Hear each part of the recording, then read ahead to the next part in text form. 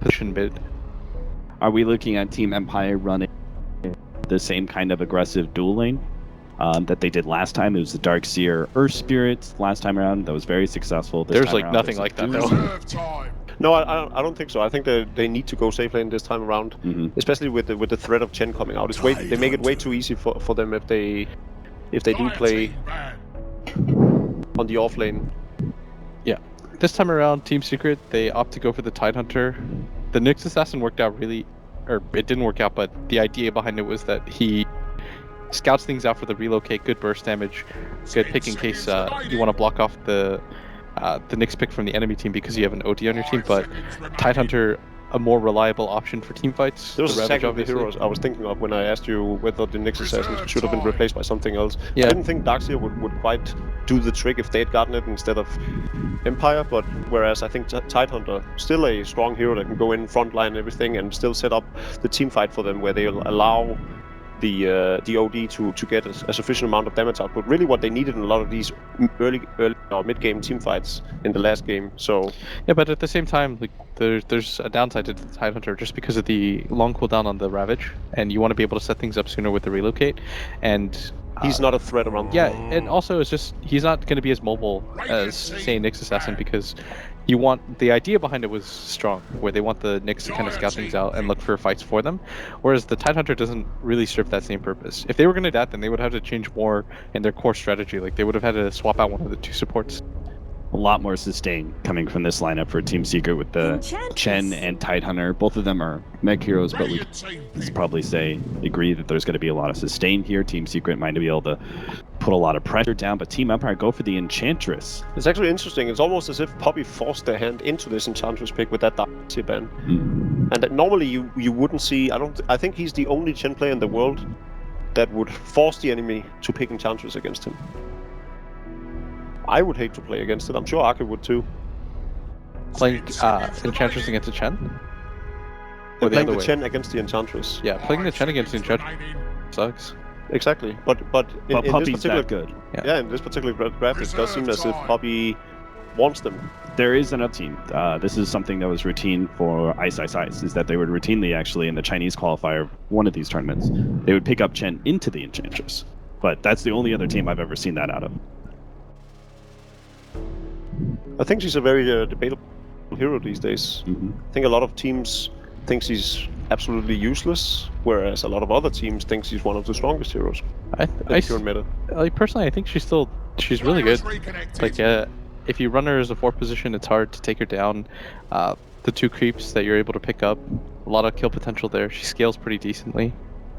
I think the problem is when she doesn't scale. Like, playing from behind with her... Yeah, it does kind of suck, but it's a risk you take.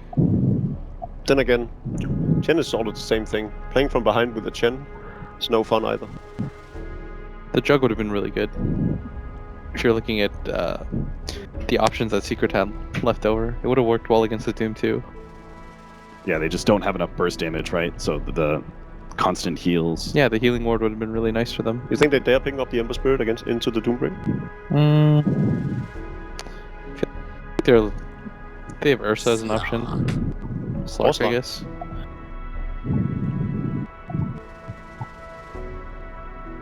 I think this is a more well-rounded lineup by Team Secret than compared to last. They can actually fight them at any point in time in this game. Yeah, I think so too.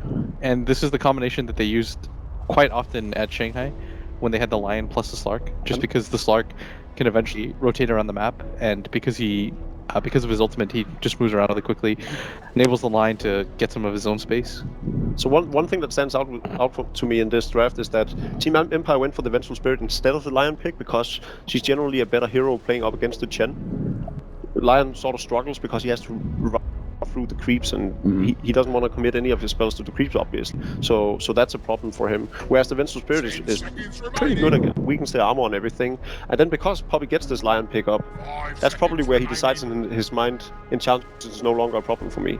We can easily deal with her. They have that burst damage, they have the control through the disables and so forth. Yeah, and they get another hero that's pretty good. Not the best carry in the world against Enchantress, but it does at least provide some disable and some magic damage of its own with the Slark.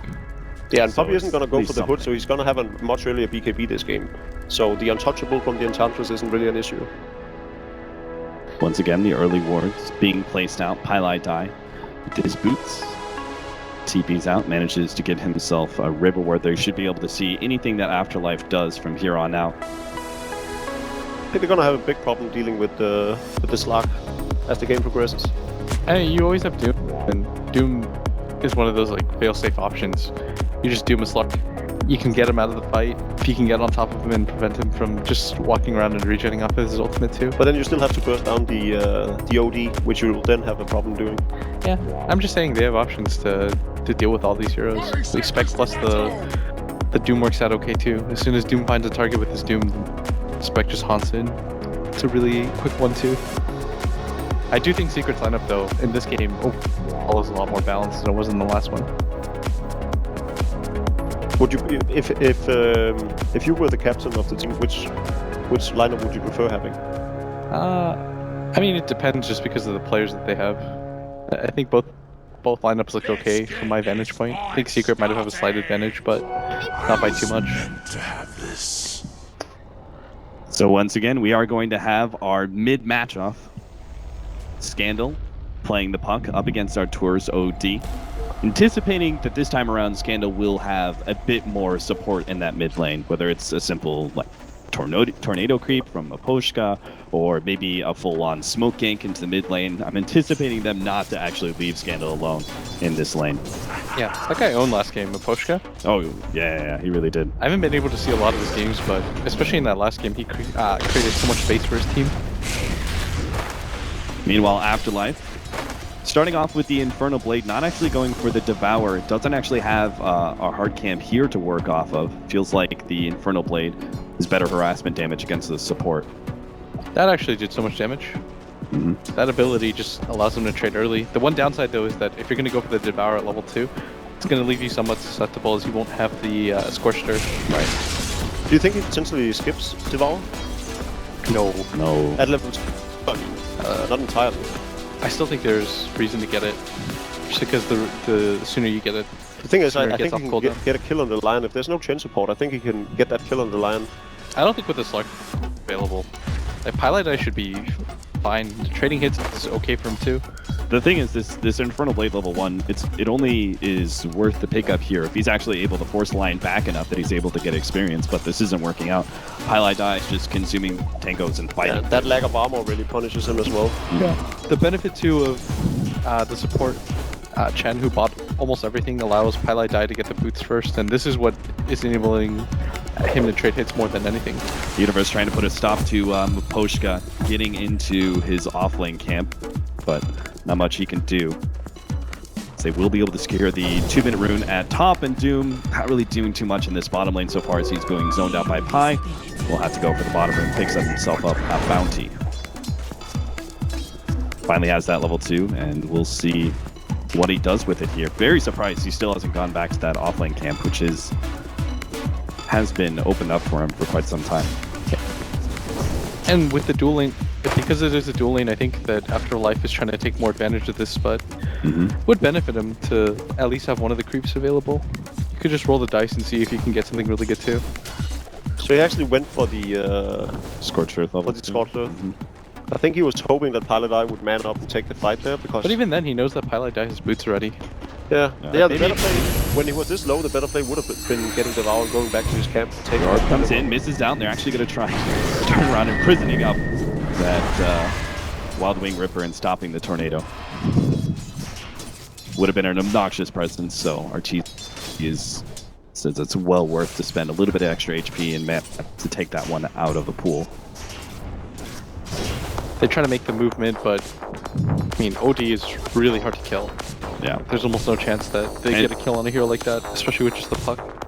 Puppy's keeping a constant presence, pretty much sticking between these two camps, farming and getting new creeps, and knows that he doesn't actually need to rotate into the bottom lane too much with Afterlife already being zoned out for the most part. If anything, he invades in the top. Try to help the Tidehunter along too. There's some kill potential to be had on the Spectre, but you're going to need some levels first on a few of these heroes he can do anything. At the same time, I think Enchantress rotating bottom, possibly through a smoke gank, would net them a kill on the line, definitely, and create a lot of space for the Doom. And there's our first blood. Doom ends up going down as Pylai Die sets it up for Eternity to be able to come in, and that Scorched Earth is just not enough regeneration there for Afterlife to live. Was that Vengeful Spirit starting his TP and cancelling it again? I think believe so. Poshka, running for the haste rune, will be able to pick it up just ahead of Team Secret.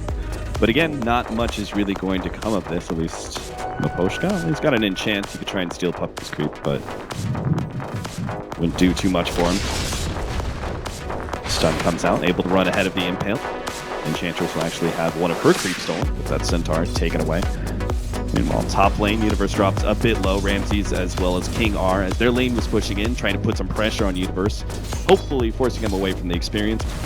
Not going to happen here. Universe healing solves himself away, and it's good to go with that Iron Talon. The extra farm will be coming in for him. Afterlife's going to be gone on once again in this bottom lane, but this time in a much more comfortable position with the Enchantress creep, as well as Enchantress herself blocking in Eternal Heavy. They're actually going to be able to get this one. He still has the pounce up, but he's hoping to be able to just get into the trees all the way through, has to loop himself around this dangerous point. Afterlife is going to be able to get one step ahead of him and blocks Eternal and the in.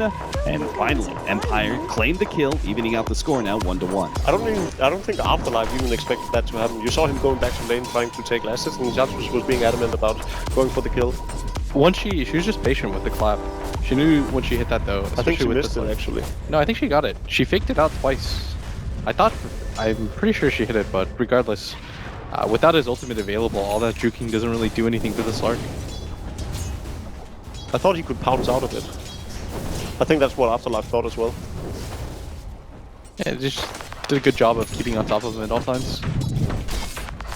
So after, is this in response to essentially the mid ganks kind of failing, the Chen constantly there and Afterlife having issues, that they now make this sort of a dual lane scenario at bottom? Yeah, and they're gonna force the move from Puppy as well. He needs to either put a lot of pressure on the top lane where this isn't happening, or go down and match the aggression. Yeah, with this bottom creep, he's gonna steal it for himself, but of course it does fade. I like this idea that King R rotates mid as they force the attention of Puppy down to bottom lane. Unfortunately, it doesn't work out for them. Afterlife does end up going down.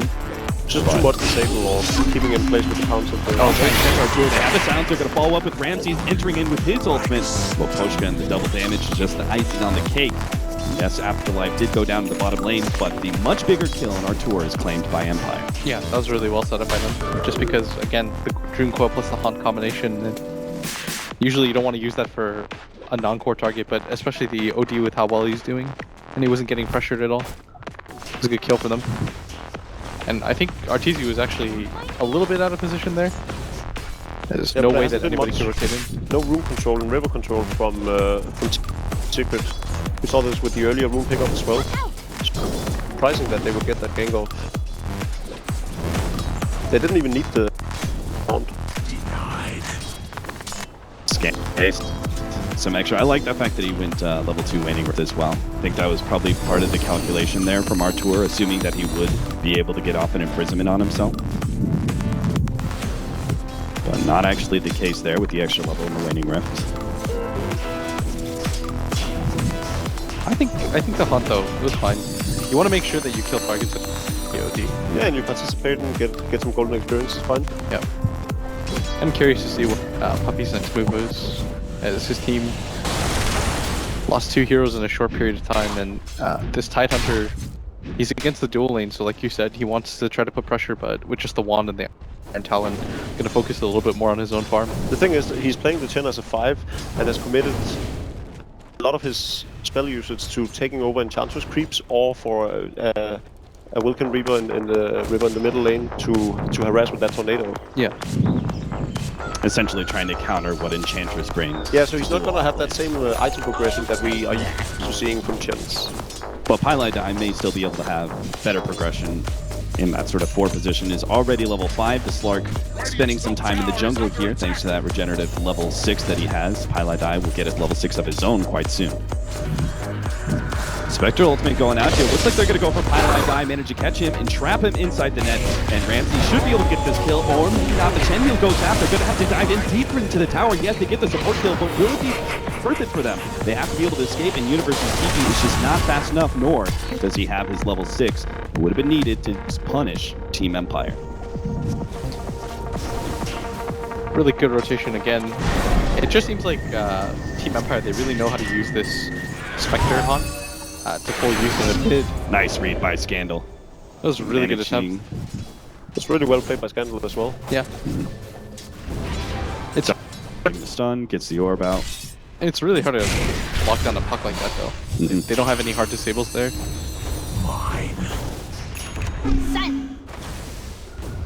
Pylai Die not wanting to give up this tier 1 tower in the top lane for totally free. Is going to be rotating up there, putting a stop to Moposhka's push. I do like, by the way, I was just thinking about it in my own head, like the situation where Secret does that switch, right? We talked about how they did it often at Shanghai, and we can already tell that Empire studied a lot of these games already. And something that we noticed is, so the line rotates as Eternal Envy goes to the jungle. I was wondering, is it worth it for Empire to just, or any team to set up on Pylai Die in that situation and just slow down his momentum before he can just like pick up free levels? I think and it's they immediately definitely do worth that. Yeah. Because he was left alone so many times in that tournament. Yeah, you take away the faster level 6, you take away any blink timing. Because if they just ignored him, you know, he would have had a fairly early blink. Yeah, and he gets the early level 6, which is most important, and then he can really pressure the Spectre. That smoke gank is not going to work out. They just tried to kind of run at Scandal and catch him by surprise with the quick hex, but Secret don't really get their opening. They do know that the Spectre is obviously getting a lot of space here in their own safe lane, but Spectre Ultimate's going to go down. Doesn't look like it's to result in much. Team Secret retreat away from that mid lane. I think it was for scouting purposes, finding out where the Titan, the Chen was. Yeah, looking for an opportunity too with their Doom. There's just a little off the mark though, but do you expect both teams to put a really high premium in defending their mid tower once again, like the way we saw game number 1 unfold? Oh yeah, definitely. For the first 20 minutes, that's gonna be where all the fights are gonna go. I think there's a bit of a power right now for Team Secret because they have the arcane boots up, so they can. Oh, good kill coming in here. They know Ramses doesn't have a quick escape with that ultimate, so he may be caught. He's trying to get into the trees, but he's still on beautiful pounds. There's just too many disables. Taken out, Pylai Die. Not waiting a second there. Throws that finger of death. Oh, net, Afterlife. Got the courier in hand. And that is a big time courier. That was actually the drums there for Eternal Envy and still a rope for OD as well. That's good. yeah. I was surprised that Ramses was so far at bottom. Yeah, he had this false sense of security after scouting out the Radiant lineup. The tower just gonna get poked at in a much more reasonable timing for the Blink Dagger now on this puck than it was in the last game. Team Secret perhaps going for a sandwich on this mid lane. They're wrapping around both sides here, but Scandal, he's just pushing out the wave time and time again. Orb, silence, head back to Fountain, fill up, rinse and repeat. So the icing timings on Empire is actually better than it was last game, despite the fact that I think Secret is fighting better this time. Yeah, this is a way faster blink for Scandal. Yeah, the last game it was like 20 minutes, but he got pressured quite often. This game had a much easier time against the OD, was able to make good adjustments, and most importantly, he had a lot of support from his team overall. Scandal this time is not here to be able to push out this mid lane. They went for a bottom lane, tier 2 TP in smoke. They're going to wrap through Radiant jungle. But part of the problem that this is, and I think that this phrase describes it really well, that you have Blitz, where it's this low percentage gank whenever you're dealing with a Slark. It's one of those slippery carries, right? That you're not guaranteed to kill when you smoke gank him. I think it's a good move just because they wanted to be able to knock this bottom Might tier get 1 the team tower. off immediately. Afterlife, he's doing that. The Doom near. Oh no, the pounce immediately. The ultimate goes down from Eternal Envy. He may still be caught though, the foil, as well as, yeah, they're just throwing everything they have. They want to make sure this is guaranteed, and they're going to give it to Ramses as well. He claims the last hit to speed up the progression of his farm. I think Secret is playing this a bit too defensively, too carefully. They have the rabbit still. They haven't used it a single time this game still. They had the Hand of God up as well. I think they could have forced the issue and tried to push down the tower. Maybe they're respecting the combination of Puck and Enchantress as counters to the Chen. And it's not just that. It's hard though. When you go for the straight up push against a hero like Puck, he's just going to keep orbiting down waves. And Secret, they don't have heroes that necessarily just want to show immediate, especially when Doom is up. Like, you can't just beat on the tower with the OD and the Slark. It's really easy to get opened up on with Haunt plus the coil. Yeah, they're gonna make the most now though by taking down that tier 1 tower. And then Empire's response is really good. I really like it. Yeah, going for the Roshan this early on in the game. Now you bring in Mikoshka, let him tank some hits. This is the sick trait though. When you play Dire, you're gonna lose that top tier 1 tower. They're gonna lose tier 2 yeah, as well because of the long cooldowns on the ultimates. That's okay though. Getting the Roshan here is a really good play. I like that Team Secret are still keeping their farm. You know, with the mid lane here from Artur, as long as he doesn't get caught out by a rotation, which shouldn't happen as the Roshan does end up going down. Eternal Levy still at the bottom lane, farming up there, and Team Secret, well, they may not be able to get this tier 2 as the rotations are coming from Empire, but they've at least done a lot of damage no matter what happens here. Looks like Empire just not going to be able to get there fast enough. They're going to get the TP in. The tier 2 already dead though, and Afterlife comes in, but he doesn't have his actual Doom. So he tries to go for Universe. Universe is just going to be sent back. He tries to zone out the rest of Empire while Puppey gets the free escape. Yeah, even without a TP, he's able to make it out, and this OD's just been hitting the tower for free. It's just going to be a free one there. I think it's a very concentrated at this point. 3 towers and complete free farm for both OD and Slark for the duration of the Rose attempt. At this point in time, I don't think that's worth it. At the very least, attempting to save the tier 2 and leaving that mid lane open. Yeah, exactly. That's probably where the real mistakes lie. Real mistake lies. Yeah, they decided to go for that top one, but Secret already kind of clued into that fact, and we're already getting out by the time the attempt came. Good farm on both sides, though. Yeah. Man, drums is a hell of an item, isn't it? Eternal Levy, Artur both have drums. We're going to have Afterlife, Ramses, and Maposhka. I'm sure this is just going to be a basic bracer. I'm not sure if you need a third drums on your team. Maybe just aiming for a little bit of tankiness and then into that Dragonlance. It makes more sense to just get the Dragonlance.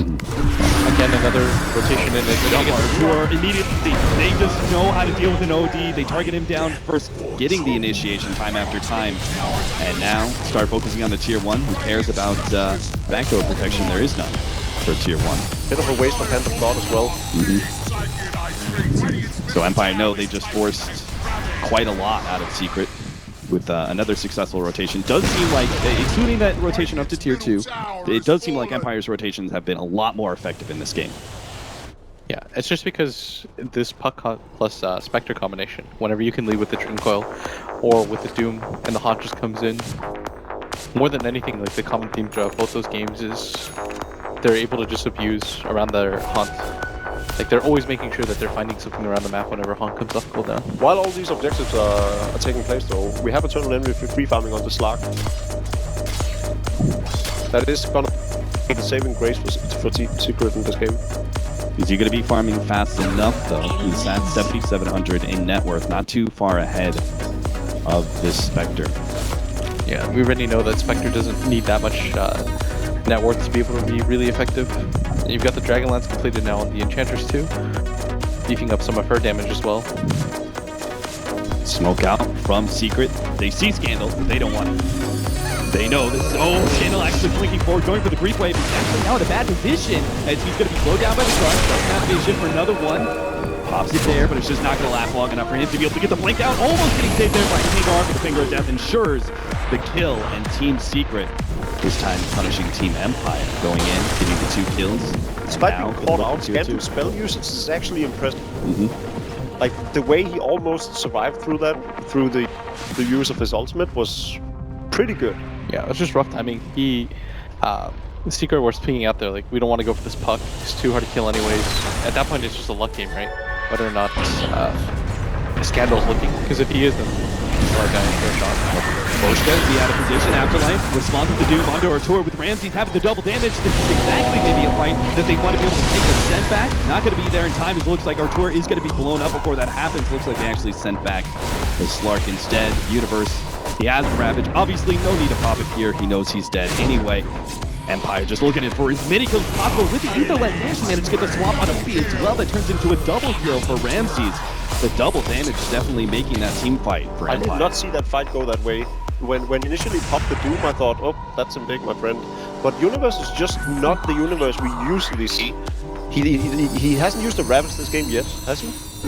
I think this fight particularly was one of the most important parts of the game where he needed to commit that Ravage, either to save Tour, who probably would have lived had he used it, and Universe would have lived as well, and as a result of that, Poppy too.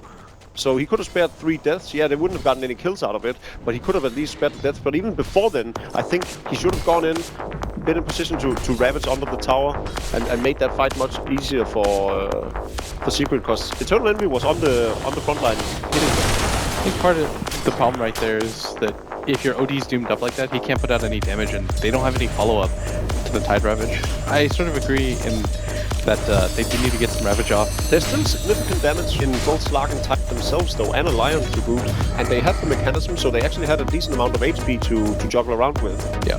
Now they're in a pretty rough spot, though. Like, the Doom's got drum splats. Afterlife has been pretty on point so far with how he's been positioning himself to be able to get one of the 2 cores at all times. And the Spectre's almost about to complete the Manta too. Manta style up for Eternal Envy, so he doesn't have to worry about the Pug Blinking and Silence as much. Now that he can get rid of that, there's still going to be Afterlife, who's the scary guy with the Doom, but Quick Fingers should still solve that problem for Eternal Envy. Mapochka, he's reaching this really big peak now. He's got the Dragonlance. He has level 2 impetus as well. Point booster, pretty short to follow. He's done a pretty good job of keeping up even as a support. Not really a true support, just because he's been using a lot of this time to farm, but Team Secret, they've got the Blink Dagger now completed on the Tide. Well, I mean, if any time to strike, it's got to be now for Secret with this Blink. Yeah, well, even then, I think with the item prison that they have right now, I still think they're in an equally good spot to Empire. I don't think it's as far off, even though this team fight was pretty disastrous for them. I still think it's sort of 50-50 depending on the initiate. Chen is still a lot of heal, so as long as all the ultimates are for Team Secret, I think they can easily fight up against. It is annoying that the OD is gonna be doomed in every team fight, but that is going to allow a lot of space for Eternal Envy. And it's 2 things. One, it's if you get the Ravage off to start the fight, or yeah, you might a blow good up the Doom beforehand as well, yeah. Yeah, but if he can get the Doom off on a key target, even the Tide himself, and Doom being really good against Tide just because you can't crack it off, you can prevent if you can prevent the Tide from getting anything off. Still really good ways to win the fight for Team Secret. It's just right now when it comes to farm, for example, it's going to be easier for the Spectre to just get on top of the 2 supports from Secret, blow them up. I guess Pylai Dai's not in the worst position just because you can manage and start killing illusions, but again, they have sufficient heal on them. I don't think they're that worried about the Spectre yet. And with the Blink on the type of... probably not. I think I even favor Team Secret's team fight right now. What matters is Doom. Like, how the Doom starts the fight will determine a lot of this. It's gonna be some chaotic fights between Chen Creeps, Spectre Illusions, Ravage and Doom.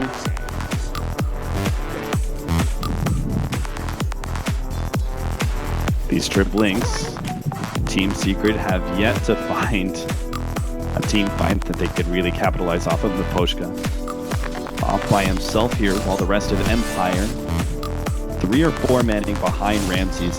Afterlife showing himself, and may just be going for a straight out tier 1 push.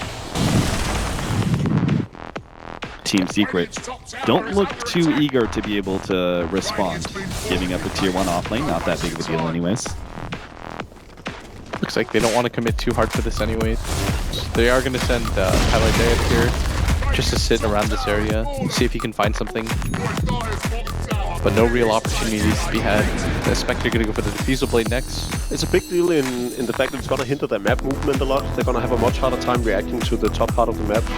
And they have a pretty slow lineup to move around with. They can't really help out the Slark as much. Still no blink yet on. That'll be the good timing for Empire. Because more than anything, they need to get this Doom off. Yeah, he's gonna have it first. And there are a lot of good targets this game. The OD, the Slark, the Tidehunter. You just have to make sure that you don't get blown up or get caught up by something like the Ravage in the line. From how the game has been played out so far, I think he's... Until they start realizing that dooming off the Tidehunter is gonna prove a win for them in the team fight, I still think he's gonna commit it to the OD if it's a straight up fight. Secret. Gotta get the lead out. And Roshan is dropping relatively fast, and they have to be able to contest this one. There is no trade-offs here. Snow taking towers. They need to be able to get their hands on the Aegis to at least be able to win this team fight. The Ravage goes out, but the Aegis already picked up by Ramsey. They've blown up a close good though, and they still have 3 heroes trapped inside the Roshan pit. Empire start making their way out. They go straight for Artur. He drops the ultimate. The swap back in. King R looking for the stun, but can't finish anybody off as Artur is able to get the blink himself away.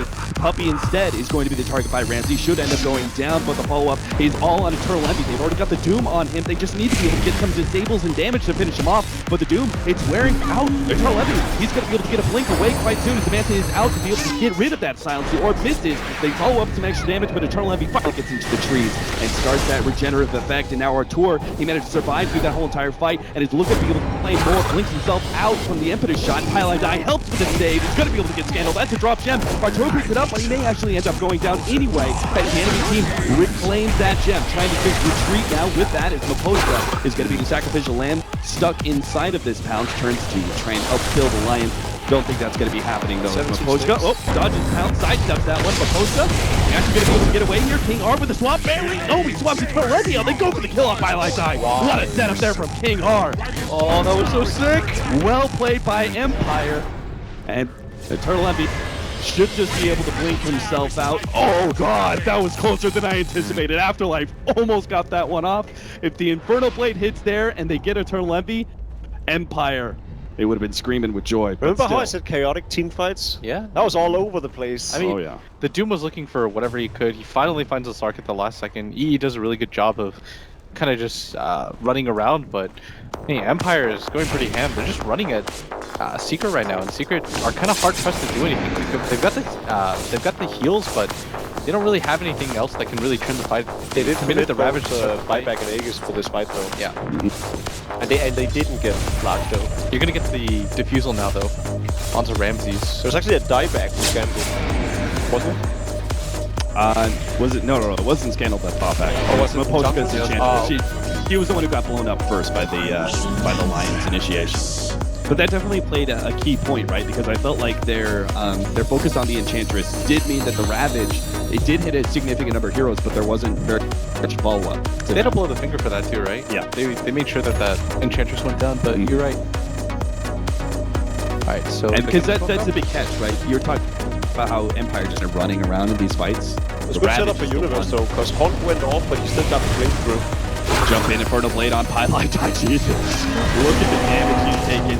He should be going down unless it's sent back here to swap back in. Pylite. Oh, man, gets sent out there as Universe provides the save with a Ravage. That's still going to be some significant ultimates used to be able to save the support. Ramsey has blown an ultimate of his own and should be able to track down Universe quite easily. Actually, the better kill to get in this particular case. Good play by Puppey using Fog of War to TP out immediately after sending back Pally.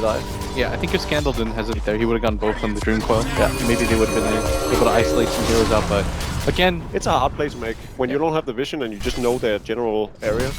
Empire, once again, though, they're going for any play they can as soon as the Spectre Haunt is up. They realize this is their time to play aggressively. The OD isn't at that huge culmination point where he's just got a lot of farm and he can go off on. But I like how they are taking it to Secret side of the map now, even without the Aegis. While still preventing an opening for, say, Eternal Levy to be able to take that tier 1 bottom. Scandal rotate it there. They're leaving Artur alone at the top lane, where he's been bouncing back and forth between lane pushing and jungle. But this is essentially all he can do when Secret have already lost the fight at mid. Just continuing to get farm now on the 2. Maybe even goes for something like the Shiva so he can slow down EE, chase him down.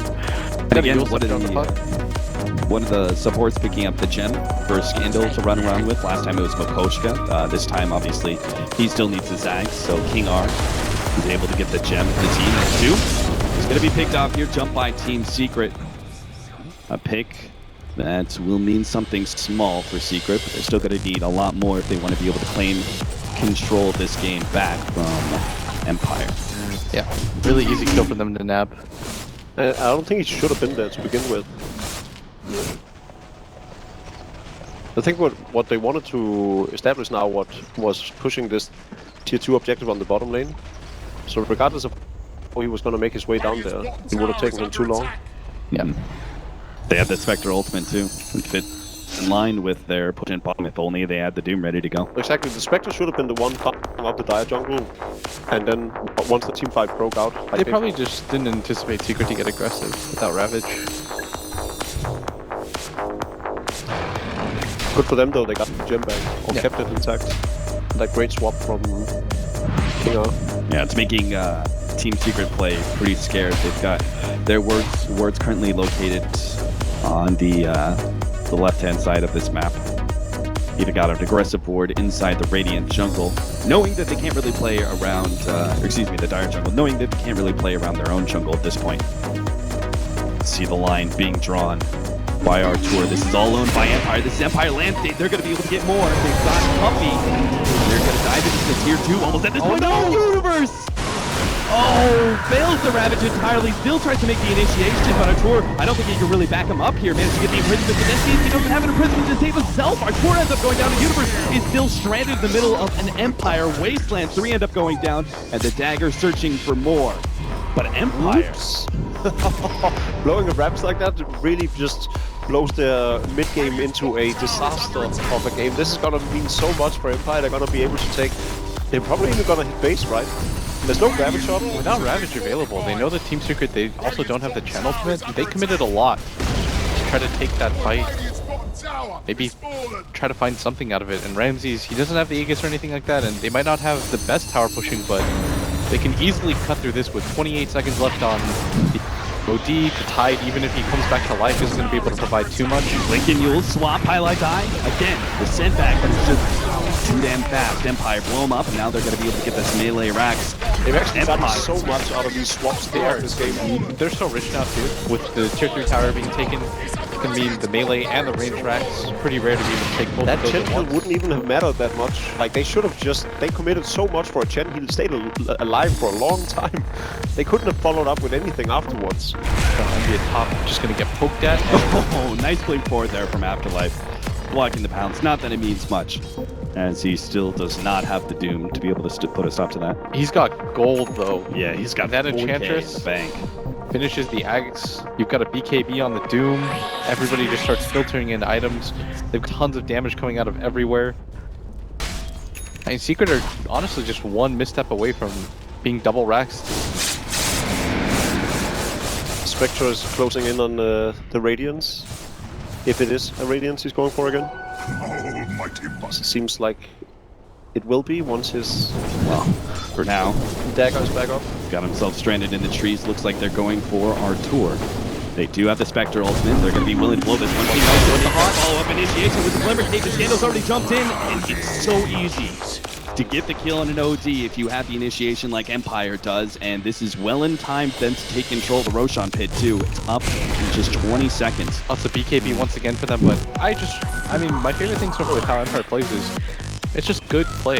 Yeah. They're doing all the little things right. Whenever the Haunt is available, they're looking and searching for kills around the map. They're setting things up. They're being aggressive. They're not ever letting Secret just kind of get back into this farming. And throughout these 2 games, they've only done one wrongful map read, which was the Doom getting caught out by Team Secret in this one. I don't think they've done a misstep outside of that one. Yeah, throughout both these games so far, and that damage by that Enchantress, you have to respect it now. Poor Puppy already down to half HP before the fight has even begun. And is it going to begin at all?